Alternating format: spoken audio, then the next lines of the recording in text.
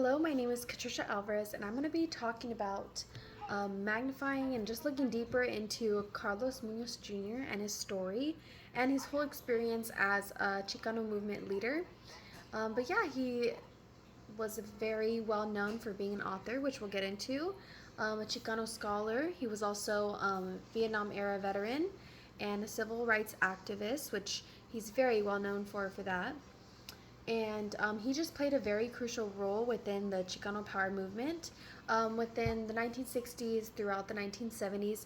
But that didn't stop there. So let's go ahead and go a little deeper. So Carlos was actually sent into the U.S. In benefit to their family, and he grew up in El Paso, Texas. And growing up, he mentioned that he's not really sure about what he wanted to do for his future. He just kind of was just letting time flow and wasn't sure what was going to happen next. But that just led to him joining the U.S. Army. But when he came back to the U.S. and got sent back to the U.S., he just started noticing all the imperialism that was actually surrounding him. And I think that's exactly what inspired him to go forward with the way he did. And he just wanted to start fighting for what he felt like was right, and that was equality. So he actually went to college, and that's where everything began when it came to becoming an activist. So Carlos, of course, became an activist, like I mentioned. And from that moment on, he was just becoming more of a voice for others. He knew a lot about his background, and I think because he got so familiar with his ancestors and who his family was and who he was able to speak out and be loud about it, which he did. And so he ended up becoming the president of the U.S. Mexican American Students in 1968. And he was holding a lot of protests, and they were nonviolent, but he ended up getting sentenced for prison, or sentenced to prison for 66 years. Unfortunately, he was able to get out within 2, but he was already thinking to himself, maybe there's a chance I might not get out. But even though he had that doubt in his head, he still told himself, okay, once I'm out, I'm going to go ahead and start a revolution, and I'm ready to keep fighting.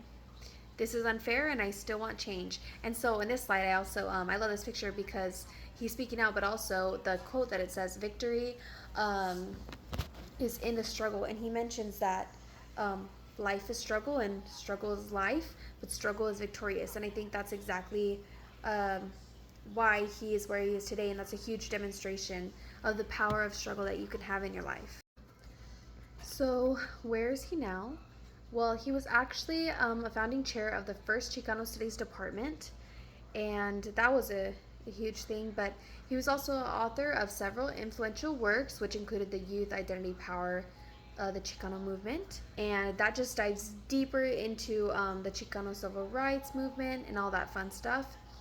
And then also he's just been involved in many social justice movements, and one of those include the Rainbow Coalition, and he also just received a lot of numerous awards and honors and just being recognized. And I mentioned the Harvard one because they actually gave him an award because of his years of educating others, which he did with Chicano studies.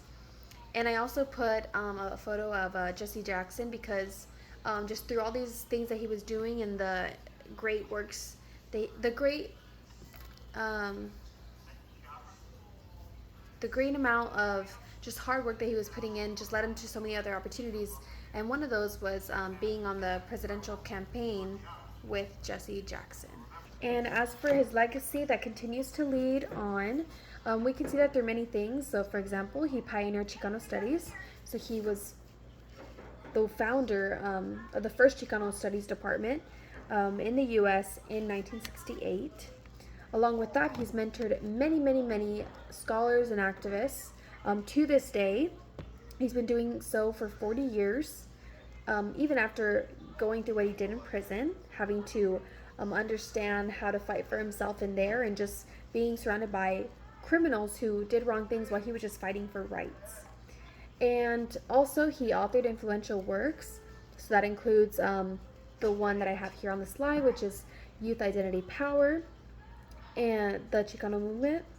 And even just looking at the cover, I feel like that's just a cry of inspiration. So that's not even diving into the book yet, but um, just from that moment on, that